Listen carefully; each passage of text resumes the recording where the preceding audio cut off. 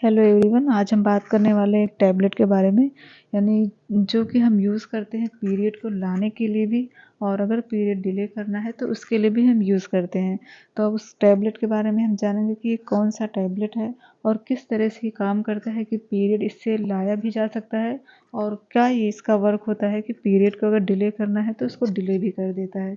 उसके बारे में हम देखेंगे पूरा डिटेल में कि किस लेडीज़ में यूज़ कर सकते हैं, इसके साइड इफ़ेक्ट्स क्या होते हैं और इसका डोज़ क्या होता है। तो सबसे पहले ये टैबलेट जो होता है ये अलग-अलग ब्रांड के नाम से आता है, बट इसका मेन कंटेंट जो होता है नॉर्थस्टोन होता है। यानी एक सिंथेटिक हार्मोन होता है जिसको लैब में बनाया जाता है।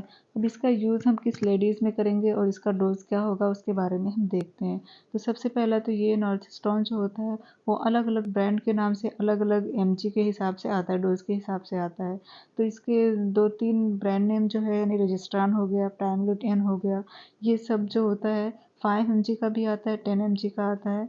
अब इसको हम डोज़ के हिसाब से यूज़ करेंगे। जिस लेडीज़ में जितनी ज़रूरत होगी उस हिसाब से हम इसके डोज़ के बारे में डिसाइड करते हैं। तो सबसे पहले इसका काम जो होता है हम कहाँ-कहाँ यूज़ करेंगे। प्राइमरूट एन या फिर नॉर्थस्टोन टैबलेट जो होता है, इसको अगर किसी लेडीज़ का पीरियड इर्रेगुलर है तो उसको हम रेगुलर करने के लिए यूज़ करते हैं। इसका कोर्स जो होता है कम से कम 3 मंथ तक यूज़ कराते हैं, उसके बाद ये नॉर्मल साइकिल भी आने लगता है।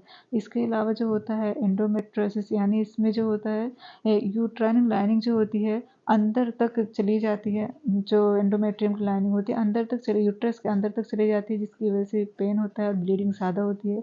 तो उस लेडीज़ में भी हम इसका यूज़ करते हैं। इसके अलावा अगर पीसीओएस है तो उस कंडीशन में भी पीरियड इरेगुलर होता है या स्पॉटिंग सिर्फ होता है, डिलेड पीरियड होता है, उसमें हम इसका यूज़ करते हैं ताकि हार्मोन जो हो नेचुरली निकले और उसी लेवल में निकले कि उससे एंडोमेट्रियल लाइनिंग अच्छी बने और पीरियड भी अच्छे आए, डेट पे आए। इसके अलावा जो हम इसका यूज़ करते हैं बर्थ कंट्रोल के तौर पे भी हम इसका यूज़ करते हैं। यानी ये हार्मोन जो होता है ओव्यूलेशन को रोक देता है। यानी ओवम जहाँ पे बन रहा होता है ये जाके डायरेक्टली ब्रेन में जो पिट्यूटरी ग्लैंड होता है वहाँ पे वर्क करता है और वहाँ से एलएच एफएसएच हार्मोन को सप्रेस कर देता है। यानी ना ही ओम बनता है और ना ही रिलीज़ होने देता है। तो इसकी वजह से प्रेगनेंसी कंसीव नहीं होती, ये हो गया।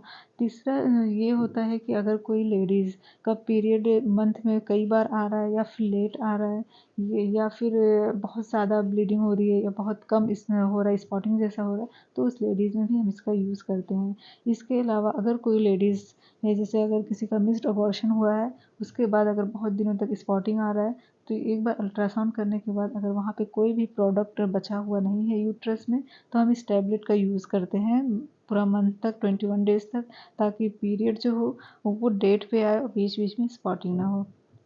इसके अलावा इस टैबलेट का यूज़ हम पीरियड को डिले करने के लिए यानी आगे बढ़ाने के लिए भी यूज़ करते हैं। जैसे अगर किसी लेडीज़ का पीरियड का डेट 1 तारीख है और उसको 1 तारीख से लेके 5 तारीख तक पीरियड नहीं चाहिए, किसी भी रीज़न की वजह से, किसी फंक्शन की वजह से या किसी और रीज़न की वजह से आगे डेट से आगे बढ़ाना है, 3 दिन पहले से खाएँगे और जब तक पीरियड नहीं चाहिए तब तक इसको हम डेली यूज़ करते हैं।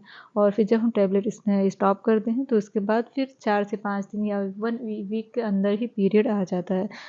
इसके अलावा अगर किसी का पीरियड बहुत दिन से नहीं आया है, उसका अल्ट्रासाउंड करने के बाद पता चलता है कि उसको प्रेगनेंसी भी नहीं है या कोई और भी रीज़न नहीं है, बस हार्मोनल डिसबैलेंस होने की वजह से पीरियड नहीं आ रहा है, तो भी हम इस टैबलेट का यूज़ करते हैं। इस कंडीशन में हम 5 एमजी टैबलेट जो होता है टीडीएस में यूज़ करते हैं नॉर्थस्टर्न का।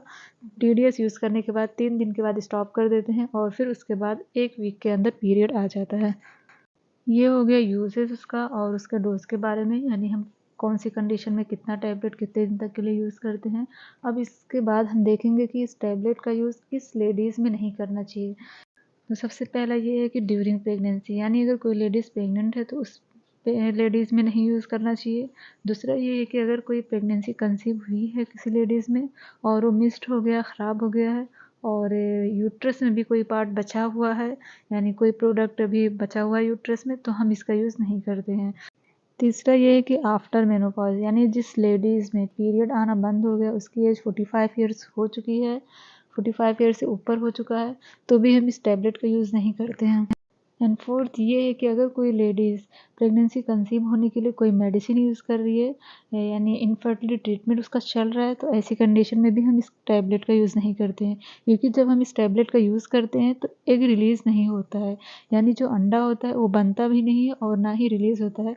तो ऐसे केसेस में प्रेगनेंसी रुकने के चांसेस कम हो जाते हैं। इसलिए अगर कोई भी फीमेल प्रेगनेंसी कंसीव करने के लिए कोई मेडिसिन यूज़ कर रही है या ट्राई कर रही है, तो हमें इस टैबलेट को नहीं यूज़ करना चाहिए।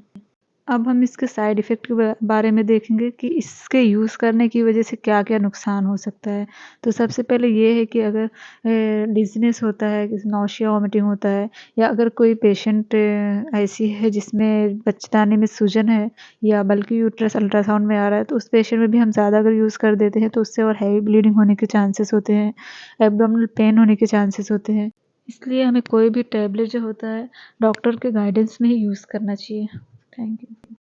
कटवाएं हैं, अरे इसे ऑपरेशन कर वही कर देते हैं।